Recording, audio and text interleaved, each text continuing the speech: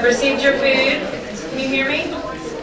Great, okay. We're going to go ahead and get started with our banquet presenters. We have two incredible speakers with us today.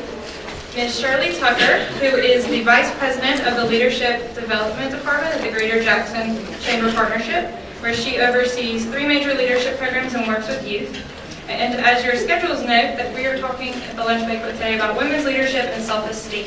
And so if we could please welcome Ms. Shirley Tucker. She can...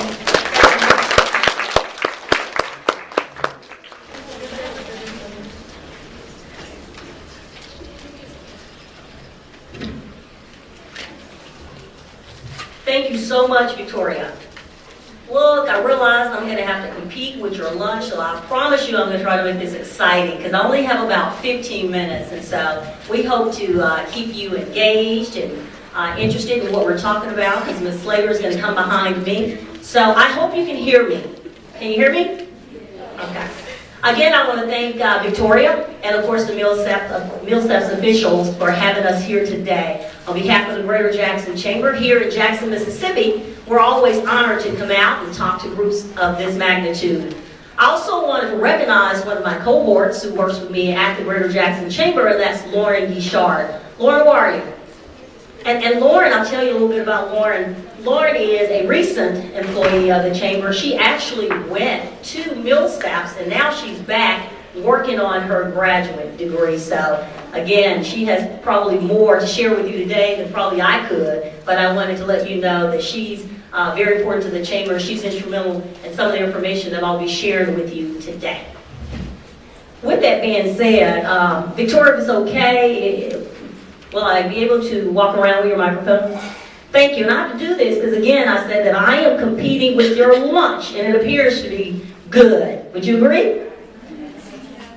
And I do want to encourage you to continue to eat your meal, but we have some forms in front of you we'd like you to refer to. I know the print is relatively small, but one of the things Lauren said, and she's closer to your age, she said, Shirley, they can read that. Just because you're in the 40 club, you might not be able to read it, but they can read it. So if you have a problem and you can't read it, see Lauren, and we can probably modify the print for you and send it to you, okay? But I want to take the mic and step out, because one of the things that I wanted you to note in particular is that I am wearing a skirt. And I say that because it took me 20 plus years to start wearing a skirt. And you know why that was? It's because I had an insecurity. I always felt that my legs were too small. And it was not until 20 plus years ago when someone said to me, because I'd always let them know, oh, I don't want anybody to see my legs because they're too small. And one of the things they said to me was, Shirley, you have a small body. What do you expect? You want huge legs with your small body? And so I thought about that. I said, that makes a lot of sense. So I'm actually wearing a skirt today, and of course without hose, which is really proper for young ladies, because I'm just that proud to be able to wear a skirt. So can y'all give me a little love and encourage me for wearing the skirt today? And the reason I wanted to point that out, because we're going to be talking about something that's very, very significant. And if you don't get it today, ladies, I tell you, your quality of life will be damned. Let me tell you, and they've already said that I work at the Greater Jackson Chamber. Again, I've been here for 20 plus years, and I do want to let you know that we do have a Youth Leadership Jackson program in the Jackson area. And those of you from the surrounding areas, there are youth leadership programs in your community too. And if I were you, I'd get some additional training and leadership development. Our program is designed for 10th and 11th graders in the Greater Jackson area. It's a 6-month program, and of course, we meet every month to talk about a different area. And one of the great things about leadership, and we'll talk about it, is being informed about what's going on in your community. All right. Looked at a study before I came here, and it was taken by Real Girls, Real Pressure, and this was a national study. Look at what they said. It said 7 out of 10 girls believe they're not good enough. Imagine that, 7 out of 10 girls. It also states that, and you'll find this, 62% of girls are insecure about themselves. And the reason I was making a point about me having an insecurity of not wearing skirts because of how I looked, and of course you could see the stats earlier said most of the girls believe that they're not good enough because of how they look, because of how they perform in their schools, and of course how their family members or their friends may perceive them.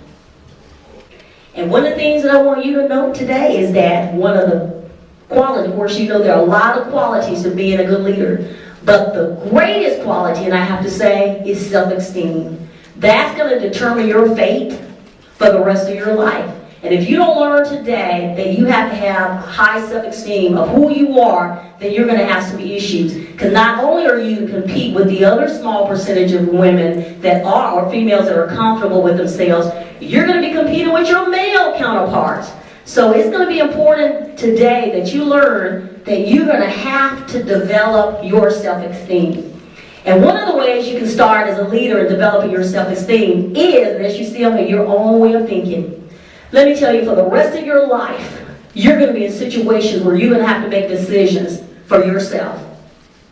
And that decision may not be appeasing to everybody. Because one of the things that you're going to learn, you can talk to anybody in any profession, and they will tell you that you're not going to be able to please everybody. Just watch, even your teachers, no matter how great your teachers are, no matter how great your parents are, guess what? How many can tell me that you agree with them all the time? Is there anybody here who can tell me that you agree with your parents or your educators all the time? Well, let me pose you and ask you this. How many of you, as much as you love them, as much as you think their expertise in their fields, how many of you actually disagree with them sometimes? Raise your hand so your peers can see.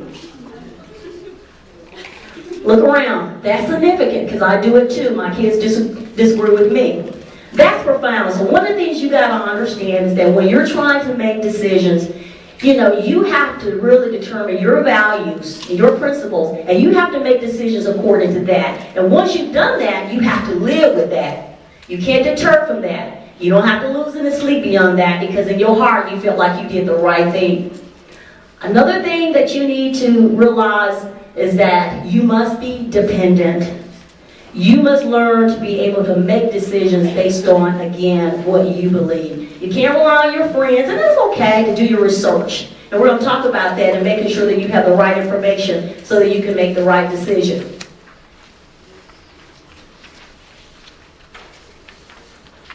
Being non-traditional. Being non-traditional will just make you one among the crowd. Let me tell you, if you're doing the same thing the same way, you're going to get the same results. But if you want to change something, you have to do something, if nothing else, slightly differently. I remember talking to a group like you maybe a couple of months ago, and I took a cup, and the cup was no bigger than probably the cup that you have there, well, maybe slightly larger than that. And I gave them a t-shirt, and I told them, I said, what I want you to do is fit that t-shirt inside of that cup. And they spent maybe about 5 minutes. In fact, I think I only gave them about 5 minutes. And they tried and they tried and they gave up and said, I couldn't do it. They sat down and said, that couldn't happen. And I said, is that right? And so I heard one of the persons say next to me, she said, if I could have cut it up, it would have worked. I said, why did you do it? Well, I didn't think you could. You can never make that assumption unless you try. So again, you have to stand out. You have to be different. You cannot do things all the time the same way. Again, y'all bear with me, and we'll talk about, and in situations like this, I don't panic either. You always have to be in a position to improvise. Don't ever freak out. And that's how confident I am about something. I don't freak out. I was at a wedding a few years ago, and my girlfriend was having a wedding of her life. She was having a very, very hard time that particular morning, and she was about, of course, if anybody's ever got married. Anybody's ever been married in here before besides me? I didn't think so, since you're 9th and 10th graders. But at any rate, one of the most tremendous things happened is that at her wedding, the seamstress was actually doing their dresses the morning of. And as a matter of fact, the ceremony had started, and it was right before the last female got ready to walk through. It was actually the last two that actually got ready to walk in, because they had their matron of honor and maid of honor. And all that will make sense to you, if you ever choose to get married. But one of the most interesting things that happened is that the seamstress burned a hole in her dress right in the front. And everybody, and I was sitting there going, wow. And I mean, everybody just stood there in awe.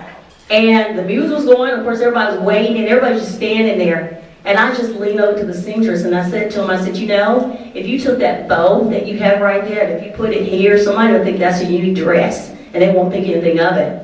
And they did it because we had like a half a second to do that. And believe it or not, she walked down that aisle, and before you knew it, people going, oh. They really thought that was a great idea. To that day, we still laugh about it. So again, don't ever panic when you get in a situation, because things happen. When they happen, hey, you just improvise. You work with what you have. How do you become an effective leader? You avoid it proactive versus reactive. So often people wait till a problem occurs before they're addressed. And I see it all the time in my line of work. I work at the Greater Jackson Chamber. I work with city government. And anytime you work with government or any large entity, you know that situations will arise, so you have to plan for it. You know, if I knew right now that coming here today, if we did not have a PowerPoint presentation, we still had handouts for you. You always got to make sure you're prepared for the worst. You have to. Being flexible. Being flexible. How do you handle yourself in an unexpected or uncomfortable situation? I just shared that with you. It happens, guys. You have to be prepared for that. And a great communicator. We have good up here, but great. A leader, first of all, and I think Ms. Slater will be talking about that, but being a great communicator, it's important that you listen as well. You have to value every opinion that you get. For instance, if you're in an organization at your school, and no matter how geeky you may think a person may be, listen, because they may make the most sense in the world. And you never know, when you're dealing with the various talents, everybody, and we'll talk about it, everyone has something to offer. So don't discount anybody's opinion. It is so important that you value that opinion, because it can make the world's difference in whatever you're working on. Respectful. Just as I said, treating another person's opinion with value. Confident. Now, a lot of people say, what's the difference between high self-esteem and confidence? You have to be. If your self-esteem is where it should be, which means you value who you are, then you can be comfortable with that. You don't have to be arrogant about it, but you can be comfortable. And it's a difference, because when you become borderline arrogant, that's a whole other set of issues, and you don't want to get caught up in that. Enthusiastic. They say they're contagious. You can set the tone no matter where you are. If you don't believe me, try it. Go to your school one day or around your friends. If everybody's in a gloomy mood, if you appear to be in a better mood, I guarantee you're going to impact them significantly. That's important. If you're going to be a leader, you got to set the tone. You can't come in a funk and expect everybody else to be excited. That just isn't going to happen, okay? You're the one to set the tone, so it's so important that you remember that.